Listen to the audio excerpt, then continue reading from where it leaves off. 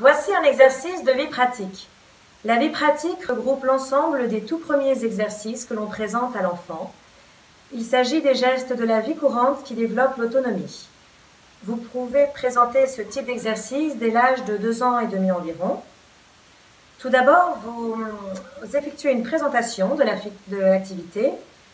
Vous vous assurez que votre enfant est installé à côté de vous, sur la gauche, et que les objets nécessaires à l'activité sont bien disposés sur un plateau devant vous. Le plateau délimite l'espace de travail de votre enfant. Puis, vous commencez par nommer les objets qu'il y a devant vous et vous effectuez les gestes doucement, sans parler, afin que l'enfant se concentre uniquement sur les gestes à effectuer. Voici un exercice de tri. Il a pour but de développer la concentration chez l'enfant, la coordination œil-main, et puis il prépare aussi indirectement à l'écriture, avec la tenue de stylo, grâce à la tenue de la cuillère. Pour tenir la cuillère à café, vous formez une pince avec le pouce, l'index et le majeur, comme ceci.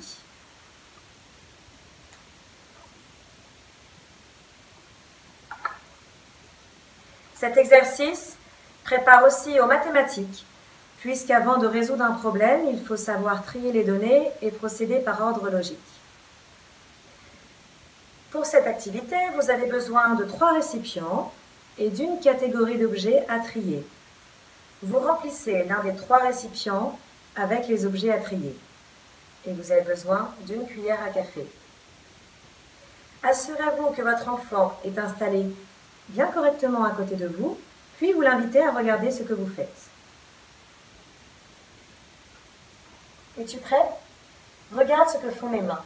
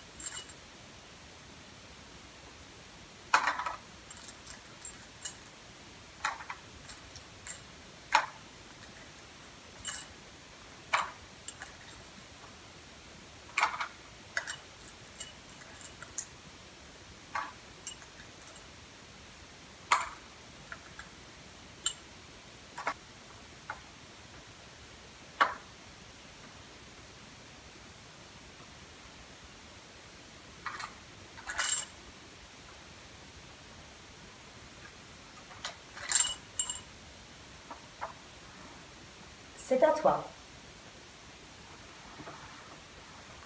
The child picks up the spoon with one hand. He proceeds to pick up individual buttons, separating them by color. Red in one container, green in the other container, until the bowl is empty.